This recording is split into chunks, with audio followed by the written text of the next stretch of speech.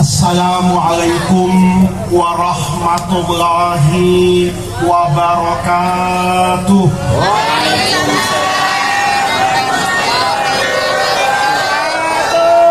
Bismillahirrahmanirrahim. Alhamdulillahirabbil alamin. Wassalatu wassalamu ala asyrafil anbiya'i wal mursalin wa ala alihi wa sahbihi ajma'in, amma ba'du. Segenap para alim ulama yang saya muliakan, para kiai, para asatidzah, para guru, saya mohon maaf tidak menyebutkan nama beliau satu persatu, tetapi tidak mengurangi rasa hormat dan ta'zim kita semua kepada guru-guru kita, keluarga besar Al-Maghfurlah Bapak Abdullah dan Bapak Haji Hussein, Bapak Ibu hadirin hadirat sekalian yang saya muliakan. Sebelumnya saya mohon maaf, saya tidak bisa berbahasa Madura, walaupun ayah saya orang Madura asli pakai sok. Ya. Ayah saya Kiai Sukron itu lahir di Madura, besar di Madura, setiap hari juga masih berbahasa Madura. Tetapi ibu saya orang Jawa, saya lahir di Jakarta, kanan kirinya nggak ada orang Madura. Jadi setiap hari pakai bahasa netral, tidak bahasa Madura, tidak bahasa Jawa, akhirnya bahasa Indonesia. Maka saya itu kalau ceramah itu nggak enak. Kalau ceramah di Madura itu dibilang Kiai Jakarta, kalau di Jakarta dibilang Kiai Madura. Ada orang tanya saya, panjenengan ini sebenarnya orang Madura apa orang Jakarta atau orang bukan-bukan? Di Jakarta bukan asli Jakarta, di Madura nggak bisa bahasa Madura. Jadi saya ibu-ibu, bahasa Madura itu saya cuma bisa dua. Yang pertama pese, yang kedua sekelangkong. Jadi saya cuma tahu itu, ya. Jadi saya nggak bisa lebih bahasa Madura dari sekedar sepese dan sekelangkong. Karena dulu kata ayah saya, ini pasangan sejati.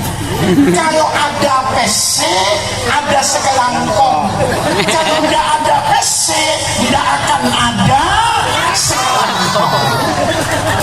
Bapak Ibu sekalian yang saya hormati, malam hari ini kita hadir untuk acara haul. Saya kalau hadir ke acara seperti ini, itu saya bangga betul. Bangga dengan guru-guru kita, bangga dengan orang-orang tua kita, itu yang bisa membuat tradisi keagamaan ini budaya, kebiasaan, tetapi kebiasaan dan budaya ini berlandaskan agama. Kita ini acaranya, judulnya itu haul, isinya di Madura. Ini juga unik, Pak. Saya tadi kaget, kenapa acara nggak dimulai? Ternyata makan dulu baru ngaji. Saya kalau di Jakarta itu ngaji dulu baru makan. Saya tadi begitu dikeluarin makanan, nggak ada bunyi-bunyian dari speaker, Itu sudah hamdalah. Alhamdulillah, rupanya saya telah datang ya. Karena tadi betul Bu, saya dari Surabaya itu cepat, tapi macet di Galis. Saya nggak tahu Madura ini kalau lebaran macetnya itu istiqomah ya. Sudah istiqomah berjamaah lagi ya. Coba Bapak lihat nih, dari Bangkalan sampai Sumeneb itu macetnya nggak berhenti-berhenti Pak. Nanti lepas dari Galis, langkar sedikit masuk Tanah Merah. Tanah Merah ini Madura, kalau di Jakarta Tanah Abang. Ya iya betul Pak. Di Madura namanya Tanah Merah. Kalau di Jakarta namanya Tanah Abang. Ya. Itu macet lagi. Jadi tadi waktu saya datang sudah nggak ada speaker yang bunyi, tapi orang khusyuk dikasih makan. Saya tadi alhamdulillah, ini kayaknya tugas saya tinggal Al-Fatihah pulang. Ternyata di Madura acaranya makan dulu baru mau ibadah hasanah. Bapak dan Ibu perhatikan, acara seperti ini kan intinya mendoakan kepada orang yang meninggal. Sebetulnya kalau cuma bicara mendoakan, kan gak usah pasang tenda Pak, kan gak usah sampai masak-masak, ya kumpulin aja orang.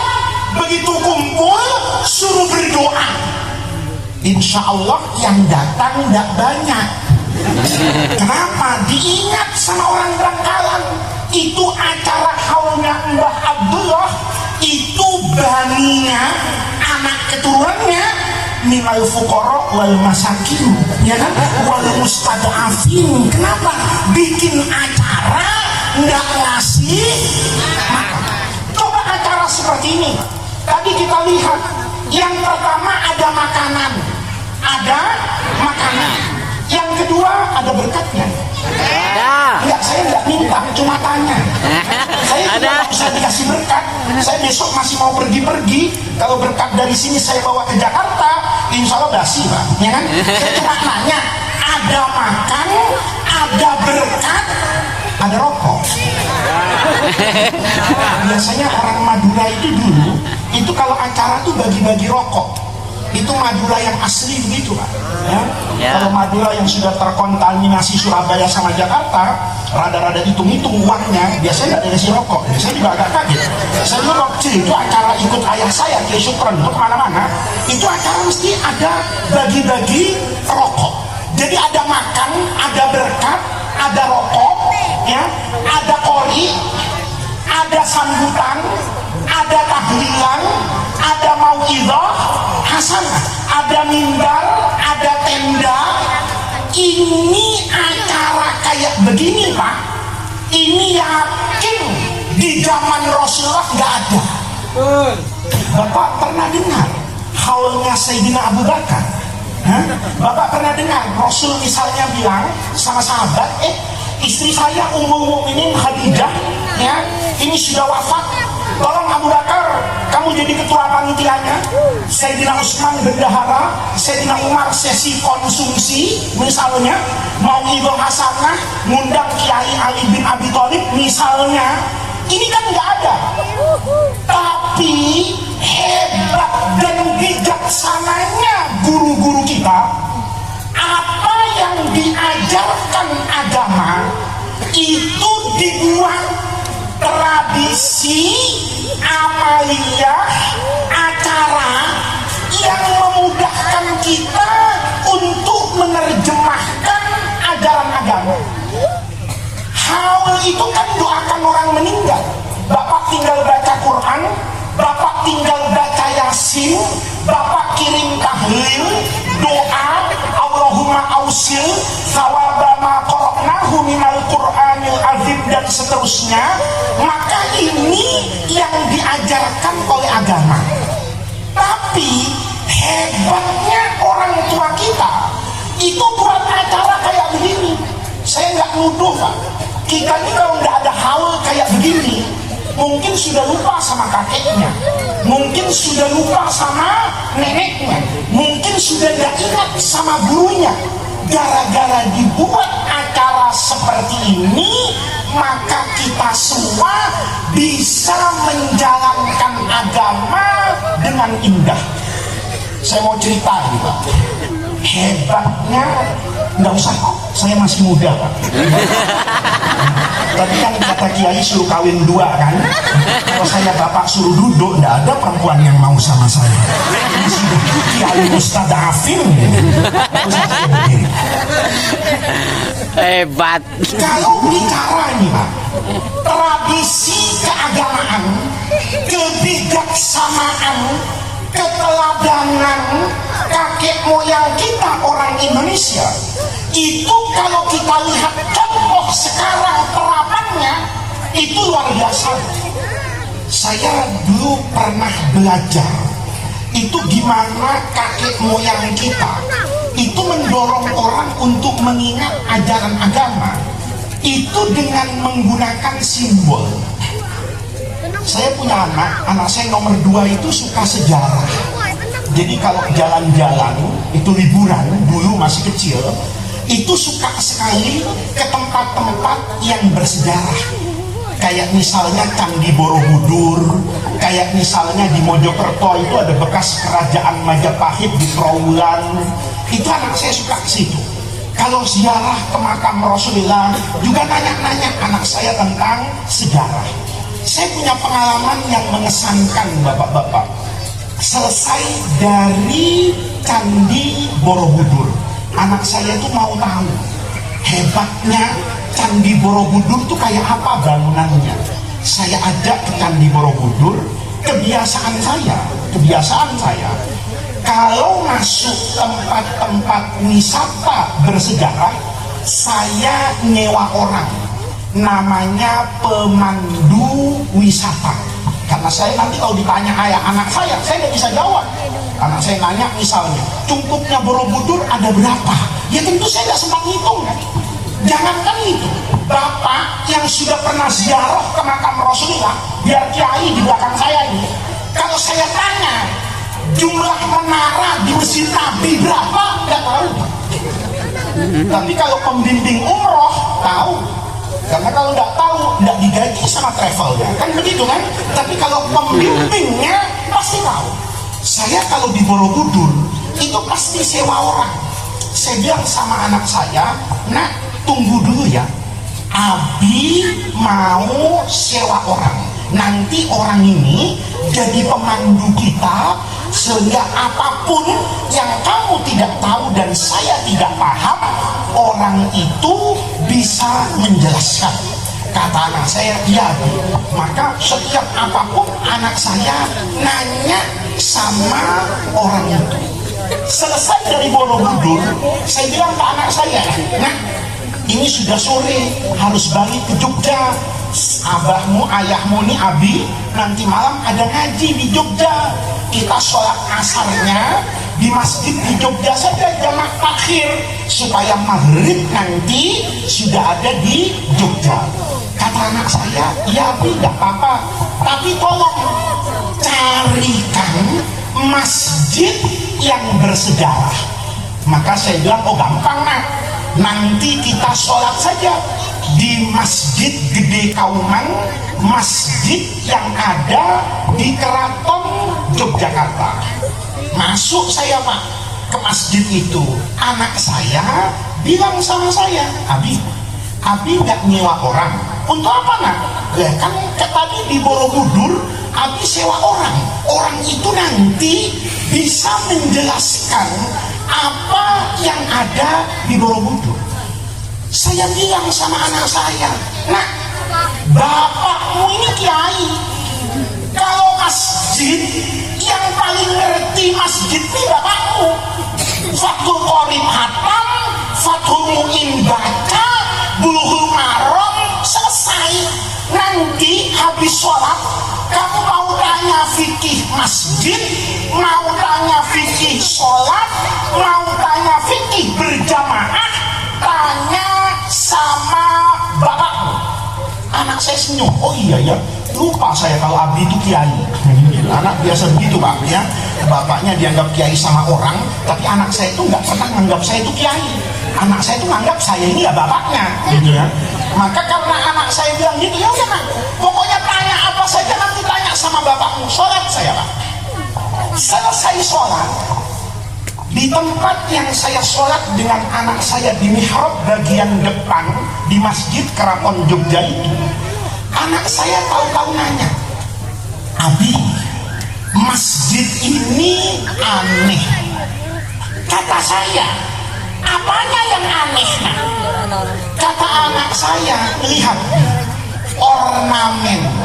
Ornamen itu gambar atau lukisan yang menempel di dinding masjid. Jadi Bapak nanti kalau tidak percaya, buktikan pidato saya. Di mihrab masjid itu ornamen gambar yang ditempel di Masjid Jogja, itu gambar buah salak. Bapak tahu salak nggak? Tahu kan salak yang coklat itu di Bangkalan banyak dulu, itu salak Bangkalan. Anak saya itu kaget, Bi, masjid di mana-mana itu biasanya sebelah kanan lambang Allah, sebelah kiri Muhammad. Ini aneh, kok gambarnya gambar salak? Saya waktu itu nggak bisa jawab Pak.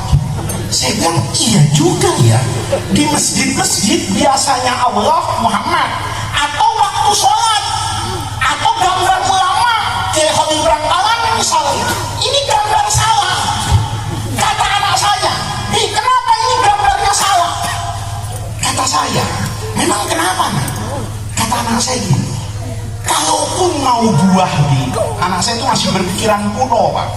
Kata anak saya, kalaupun mau buah, itu kan yang pantas kurma. Anak saya itu nganggap kalau kurma itu buahnya Nabi, ya. Kalau salak itu buahnya orang Indonesia, ada nggak gitu? Oh, iya Pak, ya.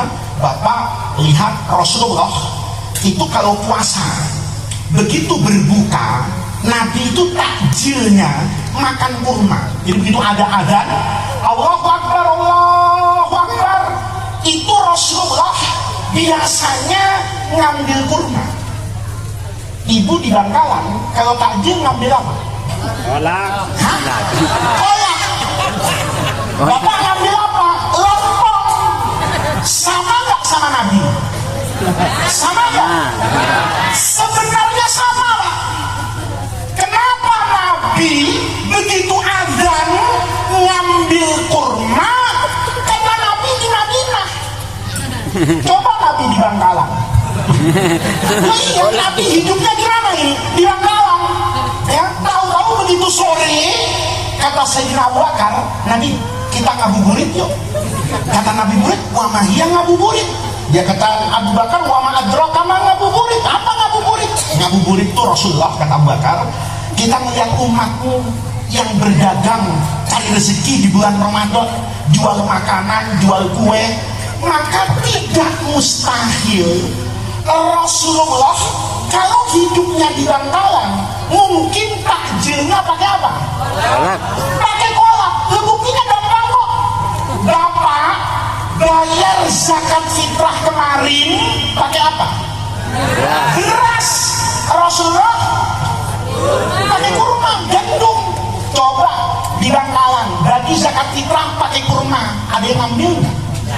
Mungkin sampai Ramadan depan masih 5 karung nih. Kenapa? Karena boleh jadi orang Bangkalan nggak suka makan apa ini? Kurma, sama aja. Kenapa Pak? Bapak agak bingung ya? Saya ceramah aneh Pak. Kurma itu dimakan Nabi karena Nabi itu sama dengan baju. Nabi pernah sarungan? Hah? Nabi punya BHS? Nabi punya gaya duduk? Nabi pakai amplas?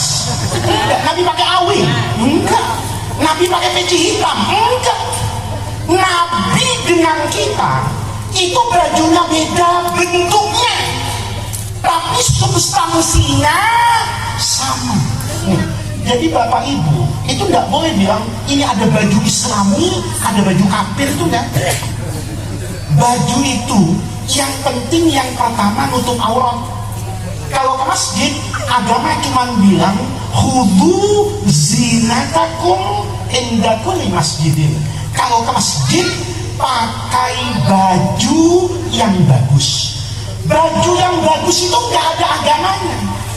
Makanya dulu saya masih kecil, Pak. Ya, saya belum pernah melihat dunia kecuali Madura sama Jakarta. Begitu ke luar negeri, saya itu sering dosa sama orang. Saya tahunya orang alim di Indonesia itu sarungan pakai peci.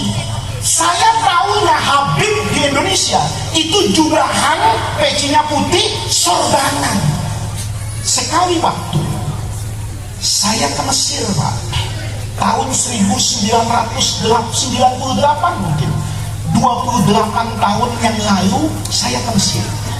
Begitu sampai di Kairo, santri saya itu bilang gini, mau puasa Gus, nanti terawihnya jangan di masjid ya. Di mana, kata saya? Ikut saya saja Gus, ada musola di pojokan situ, terawihnya khusyuk, yang jamaah tidak banyak. Maka karena saya baru datang di Mesir, saya ikut saja sama santri saya itu. Malamnya, malam 1 Ramadan, saya dijemput sama santri saya, ayo Gus, kita terawih di musola itu. Saya tanya sama santri saya, kamu kenapa maksa saya terawih di musola itu?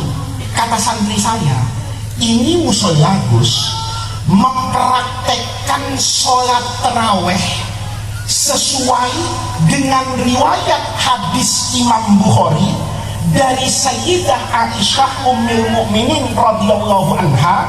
Ini dipraktekkan di musola itu. Dengar hadis Aisyah di Sahih Bukhari, saya senang asalnya. Kenapa? Karena menurut Ummul Mukminin Aisyah radhiyallahu anha, Nabi Muhammad itu terawih dengan witirnya 11 rakaat. Dengar dulu, ya, jangan dirubah terawih di sini tahu 11 rakaat. Itu namanya bodoh, ya kan? Jangan dirubah dulu, dengar dulu.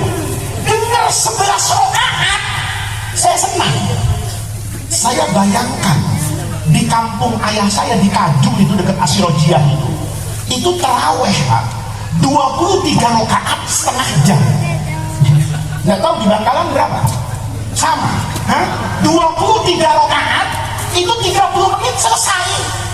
Saya bayangkan, oh enak terawih ini. Kalau 23 rakaat setengah jam, ini 11 rakaat 10 menit selesai, kata saya. Maka teman murid saya tak jelasin, saya sholat aja di situ. Tahu-tahu, Pak, sholat terawihnya itu betul cuma 8 rakaat, witirnya 3 rakaat, tapi rakaat pertama bacanya surah Al-Baqarah. Ini kalau dipraktekkan di Bangkalan, coba ya. Ini langgar kan? Dipakai terawih. Nah, coba aja Ramadan yang akan datang, imam di langgar ini rakaat pertama baca Al-Baqarah.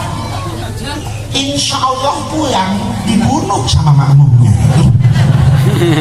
Minimal sendalnya hilang. Kata makmum, saya umpetin, saya ambil sendalnya biar kapok. Nah, 1 rakaat surah Al-Baqarah. Saya asalnya itu husnudzon. Ini mungkin Al-Baqarah bukan Al-Baqarah Quran, tapi Al-Baqarah tahlilan. Bapak tadi baca Al-Baqarah kan? Waktu tahlil? Iya, depannya, tengahnya, belakangnya. Maka Al-Baqarah tahlilan 5 menit selesai. Tapi Al-Baqarah Quran 287 ayat, Pak. Saya Masya Allah, begitu fangsurna alal qaumil kafirin, itu saya pikir ruku Ali Imran. Enggak, diterusin, Pak, digenapkan 300 ayat 1 rakaat. Itu Masya Allah, saya sholat sampai menjelang sahur. Itu mulainya 7:30, selesainya itu jam 3 malam. jam 3 itu mau setengah 4 itu saya pegang betis saya, Masya Allah, lebih keras dari singkong. Saya kesel gitu, tahu gitu tadi kesini bawa parang kocok sama balsem, Pak. Kenapa? Masya Allah, saya pulang itu badan saya ginikan, keretanya itu kedengeran sampai Surabaya. Kenapa? Dari jam setengah 8 sampai jam 3 malam itu belum selesai terawihnya. Ini yang mau saya ceritain. Besok malamnya itu kita datang ke teman saya tadi, kata murid saya, Gus, besok terawihnya di sini lagi ya? Ya tentu saya bilang iya. Kalau enggak iya kan saya malu, berarti saya kapok terawih di situ kan. Iya sudah besok gampang. Saya lihat nggak datang lagi, Pak. Tahu-tahu dijemput lagi sama santri saya habis maghrib itu. Gus, ayo bareng ke musola tadi, sampai ke musola itu. Malam itu ada tragedi, Pak. Kenapa? Imamnya nggak datang. Imam yang kemarin itu nggak datang. Kan dulu nggak ada handphone, nggak ada alat komunikasi kan. Di telepon ke rumahnya nggak diangkat-angkat. Akhirnya diangkat sama istrinya itu hampir setengah 9. Oh, suami saya sakit, orang Mesir, nggak bisa ngimami. Dengar sakit, itu makmumnya bingung. Beda kalau di desa ini. Imamnya nggak datang, insya Allah imam di Bangkalan, makmum di Bangkalan itu siap untuk jadi imam. Karena di sini biasanya imamnya itu kan imam mazhab dorong. Tahu imam mazhab dorong? Biasanya yang paling depan nih di bang mihrab itu didorong jadi imam. Dan yang didorong itu biasanya mau. Kenapa? Rakaat pertama alhaakumut takatsur. Rakaat kedua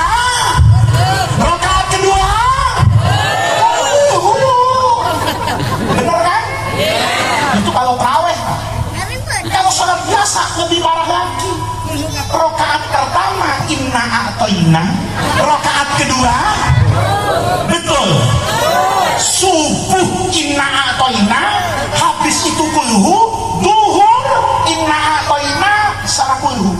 Saya membayangkan, Pak, inna a'toina sama kulhu kalau nyalon jadi presiden menang 1 putaran. Coba presiden Indonesia calonnya inna a'toina, wapresnya kulhu, yakin menang. Kenapa? Ini dicintai oleh mayoritas orang Indonesia. Setiap sholat inna a'toina sama betul kan, Bu? Bu, bener nggak? Kalau bohong suaminya kawin lagi, bener? Duhur itu, asar itu, maghrib itu setahun, alhamdulillah inna a'toina sama apa ini? Begitu imamnya nggak datang, Pak, ini bingung. Yang Arab-Arab nggak ada yang mau maju, yang muka-muka pecel sama rawon kita ini, ya kan? Yang muka-muka orang Melayu Indonesia itu kalah mental dan nggak gampang. Walaupun yang jadi makmum ini yang hafal Quran banyak, Pak, tapi kalau tidak terlatih sholat dengan rakaat panjang biar hafal Quran grogi. Kenapa? Kalau Bapak ngapalin Quran duduk tenang, Pak, asal lupa buka mushaf. Tapi kalau jadi imam itu butuh konsentrasi tinggi, dan di Indonesia itu sulit. Saya pernah kok sholat itu berantakan bacaan saya, Pak. Kenapa? Baru waladhdallin amin, saya baru salah. Bismillahirrahmanirrahim. Tukang sate nggak ada akhlaknya, bakar sate depan masjid, Pak. Mana masjidnya nggak pakai dinding, mihrabnya bolong. Saya baru Bismillahirrahmanirrahim, asap tuh masuk hidung. Saya tuh berpikir, ini sate ayam apa sate kambing? Kalau sate ayam, ini ayam Madura apa ayam Ponorogo? Kalau ini kambing, ini sate kambing Betawi, Tegal, apa mana ini? Kalau imamnya kayak gitu, Pak, pasti berantakan sholatnya. Apalagi rakaat panjang. Maka Bapak lihat, imam kalau baca Qur'annya 1 rakaat itu hampir 100 ayat, Pak. Itu pasti mukanya itu ke depan. Dan Bapak nggak boleh protes. Kita ngaji, kata guru, kalau sholat itu sunnahnya ngelihat tempat sujud. Tapi untuk sekarang saya belum percaya juga kalau dia khusyuk. Tidak semua yang ngelihat tempat sujud itu khusyuk. Ada orang ngelihat tempat sujud, ngelihat sarung di depannya. Bagus betul. Beli di mana harganya? Yang lurus ke depan itu juga belum tentu kalau ibu-ibu tuh khusyuk. Kadang-kadang lihat sajadah tetangganya. Ini sajadah beli di Mekah apa di Turki kan dia tidak pasti. Maka orang yang ke depan itu Pak, kalau rokaatnya panjang, itu dia bukan sekedar meninggalkan sunnah, tapi dia sedang visualisasi Al-Quran supaya ayatnya tidak ada yang terlewatkan. Jadi kalau Bapak Qurannya dihafal panjang, itu harus tahu Pak, halaman ini atasnya ayat apa, bawahnya apa, dibalik ayat yang atas apa, yang bawah apa. Kalau nggak ingat itu, bisa-bisa ngebaliknya itu lengkap. Ketika ayatnya 300, bisa jadi ada yang tercecer puluhan ayat karena tidak sadar, karena tidak melakukan visualisasi Quran. Maka nggak gampang. Ketika dia jadi imam Pak, nggak datang, itu nggak ada orang berani maju. Tahu-tahu ada orang Arab, saya masih ingat betul karena saya di depan. Orang Arab Mesir maju ke depan Pak, nggak pakai peci, rambutnya tuh bagus, usianya masih 40 tahun, rambutnya itu saya ingat betul tahun 98 itu kayak rambutnya David Beckham. Tahu David Beckham? Ya, itu pemain Manchester ke Real Madrid, ya bukan Madura United. Ya. MU ini Manchester United, bukan Madura United. Itu rambutnya Pak, nggak pakai peci, disasat bagus, orangnya ganteng, nggak pakai peci, pakai celana musim dingin, celana jeans Pak yang warna hitam, pakai baju putih dalamnya dasi merah, pakai jaket kulit. Ini kalau di Bangkalan biasanya anggota DPRD fraksi PDI Perjuangan. Tahu-tahu maju jadi imam, dari nyuruh Pak.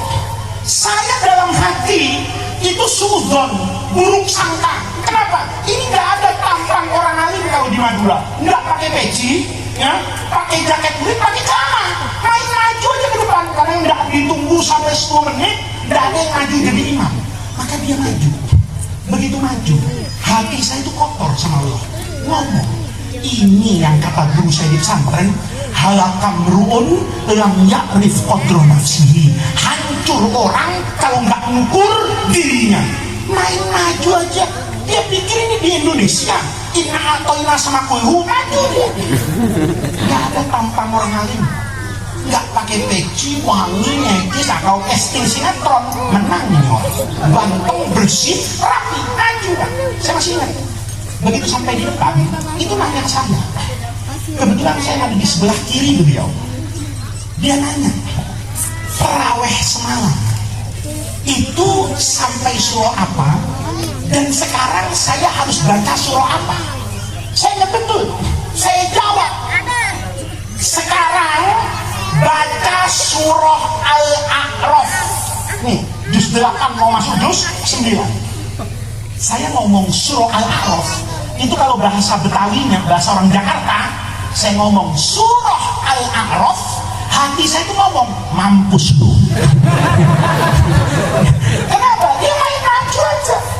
Begitu maju, dia baru nanya, surah apa? Kan mestinya nanya dulu, ini terawih surah apa? Begitu saya ke Al-A'raf, saya dalam hati itu ngomong, mampus lu. Kenapa? Bapak tanya sama semua orang yang hafal Quran, 10 juz pertama Al-Quran yang surahnya panjang-panjang itu yang cukup sulit untuk dihafal, itu diantaranya surah Al-A'raf. Jadi kalau ada orang hafal Quran, surah Al-A'raf lancar, sama Ar-Rahman. Ar-Rahman kan juga gitu Pak, kebanyakan fabi ayyi ala'i rabbikuma tukadzibun. Itu ada teman saya, bisa memulai, nggak bisa mengakhiri. Jadi baca surah Ar-Rahman itu, fabi ayyi ala'i rabbikuma tukadzibun, itu apa terus? Dia nggak tahu ujungnya yang mana. Jadi Pak, ya, Bapak jangan sampai bisa memulai tapi tidak bisa mengakhiri. Itu Ar-Rahman. Al-A'raf itu agak sulit Pak. Maka orang kalau hafal Al-A'raf itu surah yang lain itu mudah. Begitu saya bilang Al-A'raf, mampus lu. Tahu-tahu itu orang Rokaat pertama Al-A'raf itu dibaca utuh, tidak ada salahnya. Rokaat kedua masuk surah Al-Anfal itu mudah, ditambah surah At-Taubah juz 10. Satu rokaat dan satu sholat 2 rokaat dia menyelesaikan hampir 2 juz setengah Al-Quran. Begitu selesai sholat, saya tanya sama pengurus musola, itu siapa? Itu guru besar tafsir, hafal Quran dengan qiraat asyarah yang masyhurah. Saya Pak nggak mikirin sahur, saya kejar orang itu keluar musola tuh, saya cium tangannya, guru saya minta maaf. Dia kaget, nggak pernah ketemu, tahu-tahu saya minta maaf. Dia bilang sama saya, rasanya kita baru pertama kali ketemu. Iya Pak, saya baru pertama ketemu Bapak, tapi saya banyak dosa sama Bapak. Dia nanya, dosa apa? Saya nggak udah Pak, pokoknya dosa saya banyak, maafin ya. Kenapa? Saya lupa. Ini di Mesir. Nanti Bapak juga gitu kok ke Inggris, ya. Siapa tahu Bapak ke Inggris, ya. Nanti sholat ya di kandangnya Chelsea itu, ya, di St. James Park itu nanti imamnya Pak, itu pakai jas pakai dasi biasa aja. Kenapa? Menurut orang Inggris itu pakaian yang sama dengan di Keraton Jogja. Itu adik saya itu sekolah di Jogja. Kata ayah saya, adikmu tengokin itu di Jogja. Saya tengokin Pak, ngasih uang, zaman itu kan transfer masih sulit. Saya di Jogja. Biasanya saya ke Jogja itu hari Senin. Tahu-tahu di waktu itu saya hari Jumat ke Jogja. Maka saya bilang sama adik saya, Faruk namanya, Faruk, kita Jumatan yuk di Masjid Keraton. Ayo, diantar saya Masjid Keraton. Ada bilalnya. Idza shahidal khatibu ala mimbar, berdiri orang Pak. Pakai apa? Belangkon. Gitu. Pakai belangkon, pakai beskap, pakai sarung ganti. Ini kalau di Jakarta dalam mau wanyangan. Saya tanya sama adik saya, ini serius kiainya? Kata saya. Adik saya itu nyalah saya, iyalah ini kiai, ini kan di Keraton Jogja ya Pak. Ini saya ceramah ke sini gara-gara tadi ini bapak-bapak kolak itu kan. Jadi orang tuh mau pakai peci hitam, mau pakai peci putih, mau pakai belangkon, mau sarungan, mau celanaan, itu tergantung ada di mana. Bapak di Madura jangan coba-coba pakai celana, nggak dianggap kiai. Ayo, Bapak misalnya pernah lihat muka saya, yakin kalau ini Muhammad Faris. Tapi saya datang ke sini pakai celana jeans yang hijau, pakai kaos Manchester misalnya, rambut saya gondrong, dicat sedikit, kira-kira bisa ceramah nggak sama Bapak? Hah? Enggak, kenapa? Karena menurut Bapak pakaian begitu bukan pakaiannya kiai, bukan pakaiannya tokoh agama. Menurut standar sini, gila, ya. Jadi Rasulullah, ini gara-gara salah lagi. Bapak bisa bilang sama saya nih, ini gara-gara salah. Jadi orang tuh mau kurma mau apel itu gak ada urusan. Anak saya punya pikiran kalau Islam itu harusnya kurma. Saya bilang sama anak saya, nah kalau sampai baju, buah, binatang ada agamanya, kasihan burung gereja.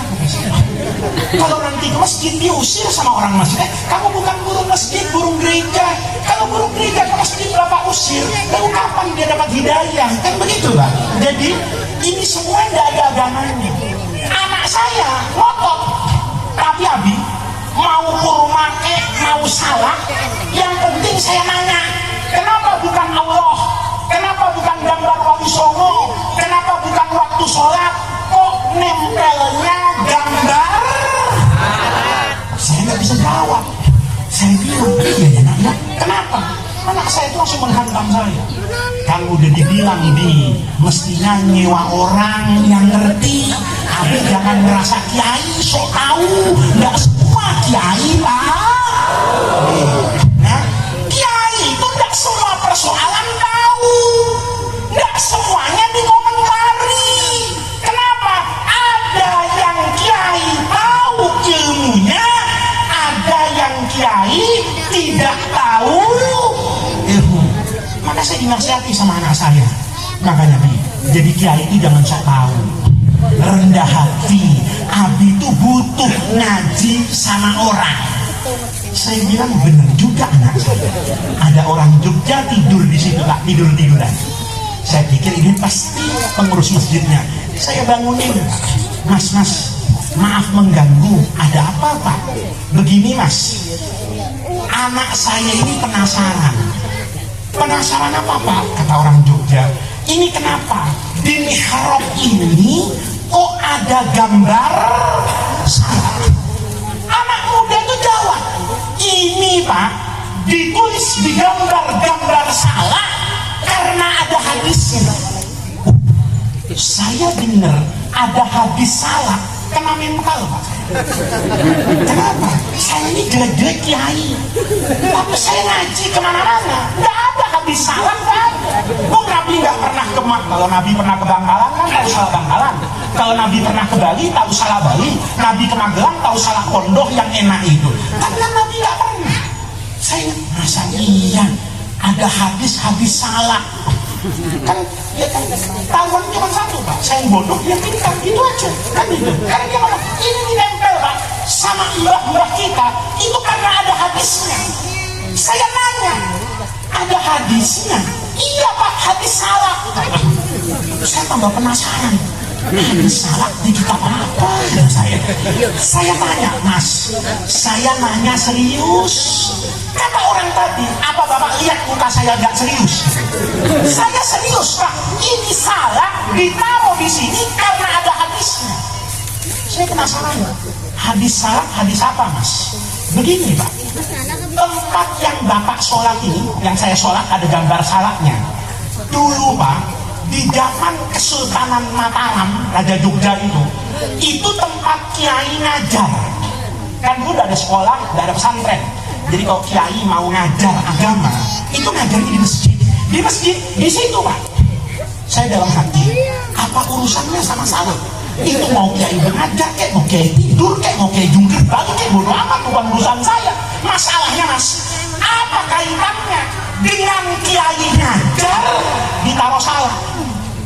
Orang itu ngomong Pak, Bapak nggak tahu, dia nggak tahu kalau saya kiai, ya. Jadi diajar-ajarin sama dia, sambil ditunjuk-tunjuk saya. Apa Bapak nggak tahu? Apa mas? Hadis Nabi yang mendorong orang untuk rajin datang ke pengajian. Tadi Pak Kiai sebelum saya kan bilang, di antara bagusnya acara ini, Bapak dan Ibu jalan ke sini tuh cari ilmu. Kak, kenapa mas? Kesetrum? Ini tanda-tanda speakernya udah capek Pak. Saya mau pidato 2 jam sebetulnya, tapi karena itu saya ketrum, ya. Bapak-bapak, kata orang tadi, itu Pak tempat yang Bapak sholat, itu tempat kiai ngajar dulu. Saya bilang, apa urusannya mas? Kiai ngajar, kiai menyebarkan ilmu dengan salah. Kata dia, ada hadisnya Pak. Hadis yang mendorong orang supaya rajin datang ke majelis ilmu, rajin datang ngaji, itu bunyinya man salaka tariqan yaltamisu fihi ilman sahalallahu lahu bihi tariqan ilal jannah. Dia jawab begitu Pak, saya langsung diam. Saya pikir-pikir cerdas juga ini orang. Saya ngaji hadis man salaka, man salaka, man barang siapa orang, salaka itu yang berjalan kaki kayak Bapak nih dari rumah ke sini. Itu satu langkah yang Bapak gerakkan, itu nanti sama Allah Pak diganti di akhirat. Itu langkah yang memudahkan Bapak masuk surga. Jadi kalau Bapak semakin jauh rumahnya ke sini, itu pahalanya semakin besar, ke surganya semakin mudah. Hadisnya man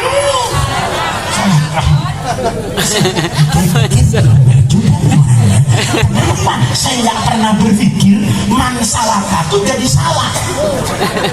Tapi saya nggak mau kalah, gitu. Nggak mau kalah saya, karena saya nggak mau kalah. Saya bilang sama orang tadi, mas, kalau memang itu niatnya man salaka torikon, kenapa nggak ditulis saja man salaka torikon yaltamisu? Orang tadi jawab, Pak, ini salah ditempel, ini ratusan tahun yang lalu, 400 tahun yang lalu orang Jawa di Jogja disuruh ngapalin man salaka torikon pusing. Wong Fatihah aja nggak lempeng. Ini nggak ada orang Jawa di sini. Ya, yang ada jangan tersinggung. Orang Jawa itu dulu, bukan Jawa sekarang, itu Fatihah nggak bisa. Nggak ada orang Jawa bilang surah Al-Fatihah tuh nggak. Yang ada surah Fatihah. Alhamdulillahi Rabbil, bukan alamin, ngalamin. Kata guru baginda, alamin, ngalamin. Kata orang tadi, Fatihah aja susah, ditambah mansalaka, pusing dia. Maka supaya nggak pusing, sama kakek kami digambar salah. Asal lihat salah, ingat mansalaka. Cakep nggak? Cakep. Kalau yang salah kan buat harganya. Oh iya ya, salah. Itu salah. Ini Pak, saya pikir-pikir hebat juga. Dan ayo sudah sore keluar. Begitu keluar, di pintu masjidnya itu ada gambar wajib. Bapak tahu kue wajib nggak? Yang manis itu, yang pakai apa itu? Bungkusnya itu dari aren, manis, bentuknya kayak ketupat Pak. Itu digambar di pintu-pintu itu. Anak saya penasaran, dilihat tadi salah, sekarang wajib. Tanya di, tadi salah ada hadisnya, siapa tahu wajib ada Qurannya. Saya kata penasaran, nanya betulan.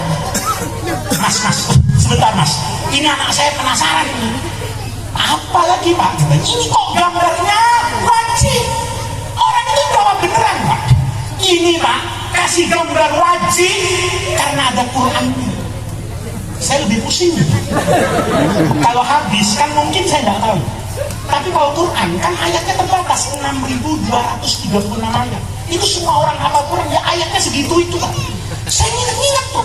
Dari Al-Fatihah, Al-Baqarah, Ali Imran, Yasin, Waqiah sampai An-Nas, perasaan nggak ada wajib.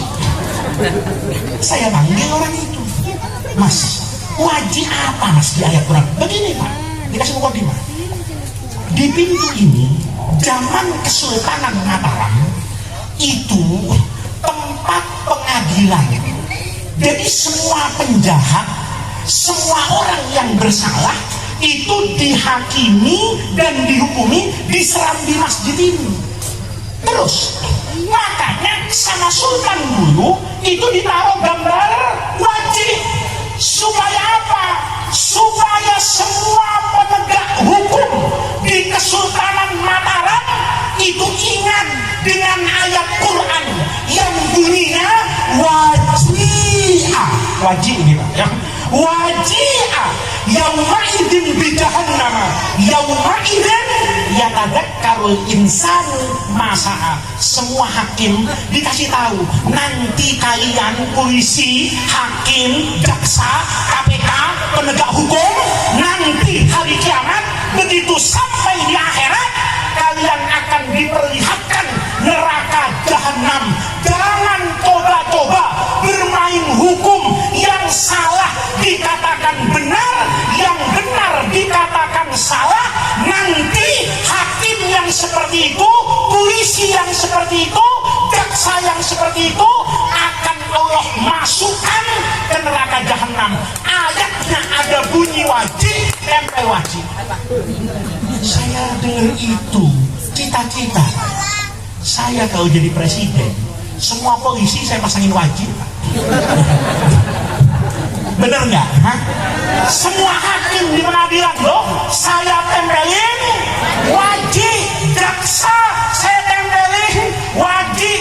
Polisi, jaksa, hakim, jangan bermain-main dengan hukum. Kalau kau hari ini berjaya di negeri ini tapi mempermainkan hukum, rasa keadilan rakyat, nanti dibakar oleh Allah di neraka jahanam. Lambangnya itu boleh itu. Ada Kapolres Bangkalan enggak? Supaya kantornya itu kasih wajib. Insya Allah besok tidak ada polisi yang kali salah-salah Bapak di jalanan. Kenapa? Begitu prit, Bapak sudah benar, ingat Pak polisi, nilang saya, ada wajib nanti di neraka. Bagus nggak Pak? Salah ingat ngaji, wajib ingat neraka. Terakhir keluar. Ya, ini nggak saya terangin semua Pak. Kalau semasjid saya terangin sampai subuh kita ngaji. Begitu sampai di depan, anak saya tuh narik tangan saya. Bi, ini masjid yang memang unik nih. Kenapa? Lihat halamannya di depan masjid itu Pak, yang kalau di Madura tempat orang parkir sepeda motor, mobil, itu ditanami pohon sawo. Bapak tahu sawo? Sawo, ditanam sawo. Kata anak saya, Bi, salah ada hadisnya, wajib ada Qurannya. Coba tanya, siapa tahu sawo ada ijma ulamanya? Saya penasaran, saya panggil lagi orang tadi. Pak, terakhir nih Mas, sebelum saya pulang, ada apa lagi sih Pak? Katanya, ini anak saya penasaran, kenapa di depan masjid kok ditanami pohon? Jawab, Bapak tahu nggak? Orang kalau masuk masjid, pekerjaan apa yang paling afdol dikerjakan di masjid? Saya jawab sholat berjamaah. Soal pengajian, soal acara itu kan bonus Pak. Tapi masjid didirikan itu tujuan utamanya untuk sholat. Makanya Bapak masjid itu penuhin. Jangan cuma maulid penuh, Isra Mi'raj penuh, subuh kosong. Masjid itu pertama kali didirikan untuk sholat. Maka orang tadi jawab, Pak, masjid itu yang paling afdol itu untuk sholat berjamaah. Ya, kata saya, sholat berjamaah Pak, yang paling afdol itu kalau softnya lurus dan rapat. Bener kan? Makanya kalau mau sholat berjamaah itu imamnya nengok ke belakang, luruskan barisannya, rapatkan. Itu bahasa Arabnya istawu sufufakum, dipendekkan sawu sufufakum, sawu sawu sawu, lama-lama jadi hebat kan? Kata orang tadi, nenek moyang kami Pak nanam pohon sawu supaya orang kalau masuk masjid itu ingat sawu sawu sawu, istawu, jamaahnya langsung nah di sini nggak usah ditiru ya. Kalau masjid sini nanam sawu, insya Allah jamaahnya ndak lurus ya, begitu berbuah dicolongin buahnya sama anak-anak. Tapi ini saya ceritakan bapak-bapak, itu menunjukkan nanam pohon sawo itu sejatinya bukan agama. Yang agama itu istawu, tapi pohon sawo itu menjadi amaliyah, menjadi sarana, menjadi instrumen. Ngelihat pohon sawo, Bapak tahu kalau berjamaah harus lurus. Ngelihat salah, Bapak ingat habis sholat mungkin di masjid ada pengajian dengan kiai. Ngelihat salah, ingat pahalanya mansalaka. Paham Pak? Jadi yang namanya haul ini adalah tradisi keagamaan. Agamanya apa? Doakan yang meninggal. Agamanya apa? Ngumpulin orang, silaturahmi. Adapun bentuk seperti ini itu namanya tradisi keagamaan. Ini yang pertama. Yang kedua dan yang terakhir, ini sudah malam Pak. Ya, yang terakhir yang ingin saya sampaikan itu hanya terkait doa kepada orang yang sudah meninggal. Bapak, nanti kalau kita sudah masuk ke liang kubur semua Pak, yang paling ditunggu dari yang mati itu di kuburan, itu adalah doa dari orang yang hidup. Terkait dengan doa ini, saya mau menyampaikan ajaran guru saya. Kata guru saya itu begini, nak, nanti kalau doa itu tidak bergantung dengan redaksinya. Doa itu nak, penting. Kamu dapat doa dari orang soleh itu penting. Dapat doa dari kiai itu penting. Ngaji minta doa kiai, saya minta wiridnya. Kiai, saya minta doanya. Doa apa kiai yang harus saya baca? Wirid apa kiai? Itu bagus, kata guru saya. Tapi yang lebih bagus dari itu, doa itu tidak bergantung dari redaksinya. Satu. Yang kedua, kata guru saya, doa itu tidak bergantung panjang pendeknya. Yang ketiga, tidak bergantung Bapak dapat dari siapa, tidak harus. Tapi yang paling penting, doa itu lahir dari hati kita kepada Allah. Jadi kalau di doa itu Pak, usahakan seolah-olah kita itu sedang berbicara kepada Allah. Dulu guru saya di Syria, Al-Maghfurlah, Profesor Muhammad Said Ramadan Al-Buti, itu pernah cerita Pak. Cerita ini menggugah kesadaran saya waktu saya ngaji. Beliau itu cerita gini, dulu di Asyam di Syria itu ada kejadian menarik Pak. Jadi ada anak nih itu nyeret bapaknya udah meninggal, dikafani. Biasanya kan kalau dikafani ke kuburan itu diangkat, kalau orang Jakarta bilang keranda. Kalau di sini apa namanya?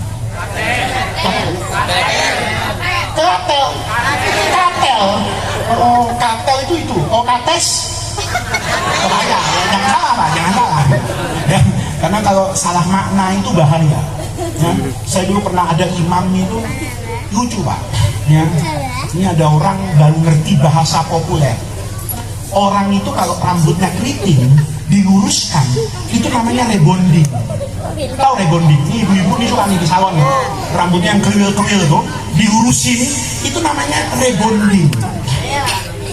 Dia baru tahu kalau meluruskan tuh bahasa kerennya rebonding. Jadi imam di musola, begitu istahu tadi ngomongnya, tolong softnya di rebonding. Saya dengar cerita itu, kalau saya makmumnya saya tabok gitu. Kenapa? Rebonding itu bukan lurus begini, itu meluruskan rambut. Jadi Bapak jangan suka salah gitu ya. Jadi aktual itu panas. Jadi kalau Bapak lihat berita Iran diserang sama Israel hari ini, itu suka dikasih oleh berita itu, bahasa Inggrisnya itu adalah breaking news. Itu bahasa Indonesianya berita aktual. Berita aktual itu yang hot news, berita yang panas. Tapi Bapak nggak boleh besok beli pisang goreng ngomong sama pisang gorengnya, saya minta pisangnya yang aktual. Nggak boleh. Aktual itu berita. Kalau pisang panas, maksudnya tanya katel apa kates gitu ya. Kan biasanya dia katel kan, begitu kan Bu ya. Nah, ini kata guru saya di sini ada anak muda, itu ayahnya yang meninggal, itu diseret pakai tali, nggak dinaikkan ke kaki, diseret sendirian, nggak ada orang mau nganterin. Maka ada Arabi itu orang nomaden, orang yang nggak punya rumah, muter-muter aja di Arab itu. Kasihan melihat orang itu, ditanya, nah ini yang mati siapa? Bapak saya. Kok diseret ke kuburannya? Nggak ada orang satu kampung nggak mau gotong bapak saya. Kata orang tadi, mana kampungnya? Saya mau datengin, saya mau marahin orang sekampung. Kata anaknya, bukan orang kampung yang salah Pak. Bapak saya ini sebejat-bejatnya orang. Bapak saya ini tidak ada amal solehnya. Setiap hari maksiat. Kalau ke masjid ngambil sendal orang masih kecil, gede-gede motor orang diambil, ya kan? Lama-lama bukan cuma motornya diambil, rumahnya diambil, kadang-kadang istrinya dipinjam. Pahamnya ini laki sejahat-jahatnya manusia. Maka begitu mati, orang sekampung tuh seneng. Alhamdulillah, sampah masyarakat mati. Tidak ada yang mau botong mayatnya ke kuburan. Maka rokok kolbu, orang yang ketemu di jalan itu hatinya itu terenyuh. Kata orang tadi, senakal-nakalnya orang ini, sejahat-jahatnya, sebrengsek-brengseknya orang ini, kan tetap dia manusia yang harus dihormati. Maka orang tadi ngomong, nah kasihan bapakmu jangan diseret, ayo kita ambil bambu, kita tebang kayu, ayo kita gotong berdua. Digotong Pak. Orang itu di depan, anaknya di belakang, jalan ke kuburan. Sampai di kuburan, orang tadi bilang, kamu di atas saja, saya yang masuk ke liang kubur. Ya, jadi dia nanti masukkan dari atas, yang orang Badui ini yang masuk di liang kubur. Maka anaknya, ya sudah, tidak apa-apa Pak. Begitu masuk, dia taruh jenazah, bapaknya ini masuk liang kubur kayak biasa Pak, dikubur selesai. Bapaknya ini ahli maksiat. Malamnya aneh kata anak tadi, begitu malam anak ini tidur mimpi ketemu bapaknya. Aneh, orang yang hidupnya penuh dengan maksiat, nggak pernah sujud kepada Allah, nggak pernah puasa, tahu-tahu di mimpi itu ayahnya itu dalam kubur itu fi ahsani halin, pakai baju putih, wangi, bersih, sarungan. Wah, anaknya kaget. Oh, di Bangkalan aja nggak pernah sarungan waktu hidup, ini kenapa di kuburan bapak saya sarungan Pak, bersih, wangi. Maka dalam mimpi itu anaknya itu refleks bertanya, Pak, ma fa'alallahu bika, apa yang Allah berikan kepadamu di liang kubur? Bapaknya bilang, khairan, saya nak dapat kebaikan. Sampai di sini anaknya tuh terbangun Pak, kaget karena bapaknya orang jahat, tapi mimpinya di kuburan bapaknya orang apa ini? Baik. Maka kaget, kata anaknya, ini bunga tidur, saya kepikiran bapak mungkin sekarang lagi digoreng, direbus sama malaikat, disiksa. Saya kepikiran itu jadi mimpi kayak gini. Sudah tidur lagi, tidur. Besok malamnya mimpi lagi. Nih, kata guru saya naik kuda, kalau sekarang mungkin naik Yamaha NMAX Pak. Ya? Begitu mimpi di kuburan, bapaknya ini sekarang sorbanan Pak, pakai jubah, naik Yamaha NMAX masih balik. Kata anaknya, Pak, ma fa'alallahu bika, khairan, saya dapat kebaikan, bangun lagi. Kok bisa begitu ya? Tapi dia pikir, ini mimpi, nggak mungkin bapak punya PCX, ya, uang pinjol aja nggak lunas di Madura ya kan, hutangnya sih apa gitu, begitu Pak. Besok malamnya lebih parah lagi, bajunya bagus, naik Innova, ya. Kali ini mimpinya lebih panjang. Dia tanyakan, kok bapak bajunya bagus, bapak kok bersih, gemuk, wangi, naik mobil lagi? Ma fa'alallahu bika, apa yang Allah berikan kepada bapak? Apa kata orang tadi? Khairan, Allah kasih saya kebaikan. Anaknya tuh jawab, kok bisa? Sholat enggak, main judi sering, ya kan? Enggak pernah puasa, nyakitin tetangga, kok bisa? Allah kasih kebaikan kepada bapak. Bapaknya itu ngomong, di doa indah kayak Arabi. Tahu nggak? Saya bisa begini ini, itu gara-gara doanya orang Badui tadi. Anak tadi bangun penasaran, Masya Allah, itu bukan kiai, itu bukan Roy Surya NU, itu bukan ketua Muhammadiyah, itu bukan guru tarekat, itu orang kampung, orang Badui biasa. Kok bisa? Dicari di Bangkalan, dia ngubur, ketemu Pak di Semarang, ya. Udah jauh betul orang itu jauh.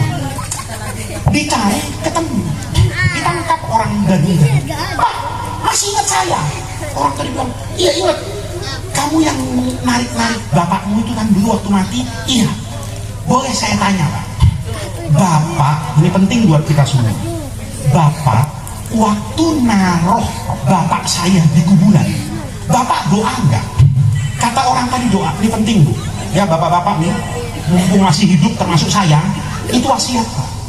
Kalau nanti masuk liang kubur, itu ada doa yang paling penting yang terakhir dibaca di liang kubur itu. Nabi itu ngajarin Pak, kalau meletakkan jenazah itu begitu jenazahnya ditaruh di dalam tanah, bapak ngomong yang naruh itu, Bismillahi wadoknaka wa ala millati rasulillahi salamnaka, dengan nama Allah saya taruh jenazah ini, wa ala millati rasulillah, dan di bawah bendera agama Rasulullah saya serahkan jasad ini kepada Allah. Hati-hati Pak, ya. Jangan percaya sama orang, apalagi tukang gali kubur yang nggak dibayar, ya kan? Orang suruh gali-gali, suruh ngubur, nggak didoakan Bapak. Doa ini penting. Badui ini ditanya, Bapak, waktu naruh bapak saya di kuburan, itu Bapak baca doa apa? Kata orang Badui, nggak baca doa saya sebenarnya. Nah, saya kan nggak pernah ngaji, saya nggak pernah ke pesantren, saya nggak tahu. Terus Bapak ngapain? Saya ngomong sama Allah. Lihat Pak, Saya waktu meletakkan jenazah ini, saya ngomong sama Allah. Ngomong apa? Begini nak, karena kamu cerita kalau bapakmu yang mati ini sejahat-jahatnya orang, saya itu kasihan. Kayak apa nasibnya ini dalam kubur? Tidak pernah sholat, tidak pernah puasa, tidak zakat, tidak ada kebaikannya, hancur di kuburan. Maka karena saya kasihan, saya ngomong sama Allah waktu saya letakkan bapakmu di kuburan. Kata anaknya, ngomong apa? Ngomong begini, nah, Allahumma ya Allah, ana abdukal fakir. Saya ini semiskin-miskinnya orang. Orang paling miskin di dunia itu saya, kata orang tadi. Tapi ya Allah, semiskin-miskinnya saya, idza ma ja'ani dhaifun, kalau saya kedatangan tamu, akramtuhu. Saya ini orang miskin, tapi semiskin-miskinnya saya di rumah. Kalau ada tamu datang ke rumah saya, maka saya hormati tamu itu. Kalaupun saya harus hutang sama tetangga, saya hutang. Yang penting tamu saya bisa makan, bisa minum, bisa dapat kehormatan. Sekarang ya Allah, manusia ini tamu.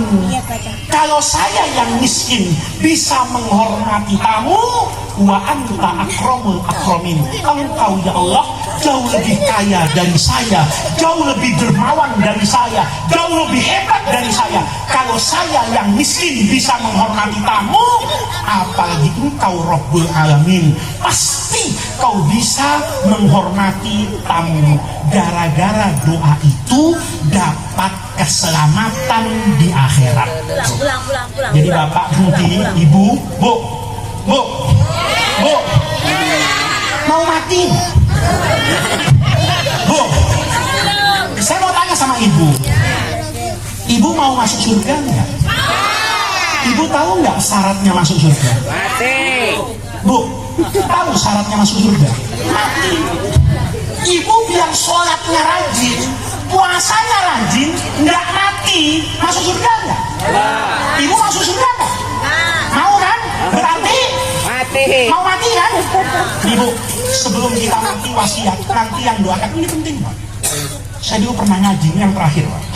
Saya dulu ngaji sama guru saya, itu kitab karangan Imam Ibnu Hajar Al-Haythami yang mengajarkan tata cara ziarah kubur ke makam Rasulullah. Itu ada kitab namanya Al-Jauharul Munazzam fi Ziyaratir Rasulil Mu'azzam, cara ziarah ke Rasulullah. Nih bapak-bapak, ada yang pernah umroh Pak? Ada kan? Bapak kalau umroh biasanya sama kiai diajarin doa yang panjang-panjang. Waktu di Indonesia ingat, di depan makam Nabi insya Allah doanya bubar. Iya kan? Tawaf diajarin doa kan? Di Madura hafal, di depan Ka'bah asli lupa. Imam Ibnu Hajar cerita, ada orang dosanya diampuni oleh Allah itu gara-gara doa di depan makam Nabi. Doanya itu singkat, bahkan kalau pakai standar akhlak agak kurang berakhlak doanya. Jadi ada orang datang ke makam Nabi, mudah-mudahan kita semua bisa ziarah ke makam Rasulullah, mudah-mudahan Allah mudahkan rezeki kita, Allah berikan keamanan di dunia ini sehingga kita semua bisa beribadah umroh di Masjid Nabi, bisa haji wukuf di Arafah, dan bisa berziarah ke makamnya Rasulullah. Di makam Nabi itu ada orang berdiri, doanya aneh, nggak baca sholawat, ngomong gini sama Nabi, Allahumma ya Allah, inna hadza habibuka, yang di kuburan ini kekasihmu, wa ana abduka, saya hambamu nih yang di depan kuburan. Di antara saya dengan kekasihmu Rasulullah itu pasti ada setan, aduka, musuhmu. Ya, kita hidupkan begitu Pak. Kata orang tadi, Allah, saya mau ngomongnya bukan doa ini. Ngomongnya apa? Begini Allah, sambil nunjuk makam Nabi, yang dimakamkan ini kekasihmu Rasulullah, yang berdiri di depan makam itu hambamu. Sementara yang ketiga setan. Siapa setan? Musuhmu. Fa'in ghafartani, kalau engkau ampuni dosa saya, fariha habibuka, Nabi senang. Wa hazina aduka, setan sedih. Kan kalau saya diampuni dosanya, maka saya masuk ke surga. Kalau saya masuk surga, Nabi senang. Kenapa? Umatnya mayoritas masuk ke dalam surga. Setan nangis. Kenapa nangis? Gagal membawa umatnya Rasulullah ke dalam surga. Tahap ke neraka. Tapi fa'ilam tagfirni, kalau engkau nggak mau ampuni saya, ya saya bisa apa ya Allah? Itu engkau yang punya hak mengampuni atau tidak mengampuni. Tapi ya Allah, kalau engkau tidak mengampuni saya masuk neraka. Hazina, Nabi Muhammad sedih. Wa fariha aduka, setan yang senang. Ini kan doa sambil ngancam Allah. Iya kan? Allah mau Nabi ketawa apa nangis? Kalau Allah mau Nabi ketawa, bawa saya ke surga. Tapi kalau Allah mau masukkan saya ke neraka, saya mau bilang apa? Tapi Allah, Nabi Muhammad sedih, setan senang. Tahu Pak? Habis baca doa ini, orang itu pergi. Malamnya itu ulama semadinah mimpi didatangi Rasulullah. Kata Nabi sama Kiai, Nabi itu kayak bawa TikTok Pak, ya, cuman belum ada bawa Instagram foto. Kata Nabi, cari orang ini. Mimpi semua Kiai Bangkalan, Kiai Sampang, Kiai Pamekasan semua mimpi bahwa Nabi Muhammad tuh bawa gambar orang ini. Kata Nabi Muhammad, cari orang ini. Maka Kiai yang mimpi nanya, kenapa ya Rasulullah harus cari orang itu? Basyirhu, kasih kabar gembira, bi annallaha qad ghafara lahu, Allah sudah ampuni dosanya. Lihat Pak, doa itu yang penting dari dalam hati. Maka ngajinya malam hari ini dapat dua ilmu. Yang pertama, tradisi keagamaan ini memang tidak ada di zaman Rasulullah, tetapi yang kita kerjakan semuanya diperintahkan oleh Rasulullah. Bentuk kegiatannya itu adalah instrumen hari ini supaya kita lebih mudah beragama kepada Allah. Yang kedua, doa itu yang paling utama kalau dia lahir dari dalam hati kita semua. Semakin bersih ucapan kita kepada Allah, semakin tulus, maka doa itu semakin besar kemungkinannya diijabah oleh Allah Subhanahu wa ta'ala. Maka mari kita tutup pengajian kita malam hari ini dengan membacakan suratul Fatihah. Semoga dengan keberkahan bacaan Ummul Quran ini Allah ampuni semua dosa almarhum dan almarhumah, semua dosa keluarga kita, khilaf dan kesalahannya diampuni oleh Allah, dimudahkan perjalanannya menuju ridho dan rahmat Allah di dalam surganya. Mudah-mudahan kita yang hadir pada malam hari ini semuanya mendapatkan kebaikan, mendapatkan keberkahan. Mudah-mudahan salaka torikon, langkah kaki yang kita gerakkan ke majlis ini menjadi tawassul dan wasilah kita semua untuk mendapatkan khairat dunia wal akhirah. Al-Fatihatu biniyatil qabul wa tamami kulli syu'rin wa ma'mul wa ila hadratin Nabi Mustafa Muhammadir Rasulillahi. Al-Fatihah. A'udzu billahi minasyaitonir rajim. Bismillahirrahmanirrahim. Alhamdulillahi rabbil alamin arrahmanir rahim maliki yaumiddin. Iyyaka na'budu wa iyyaka nasta'in. Ihdinas siratal mustaqim. Siratal ladzina an'amta 'alaihim ghairil maghdubi 'alaihim waladdallin. Amin.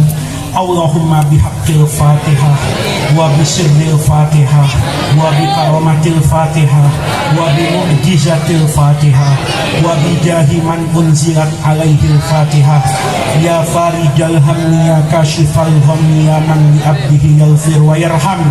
Allahumma inna nas'aluka wa natawajjahu ilaika bijahi nabiyyika Muhammadin sallallahu alaihi wasallam nabiyyir rahmah.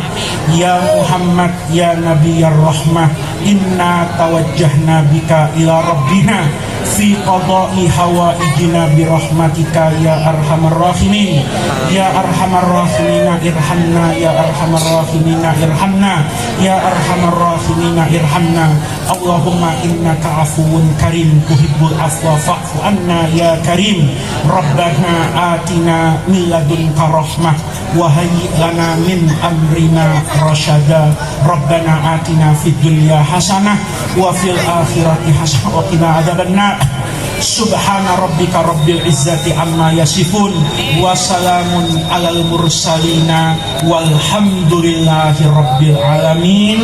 Terima kasih, kurang lebihnya saya mohon maaf. Wallahul muwaffiq ila aqwamit thoriq. Wassalamu alaikum warahmatullahi wabarakatuh.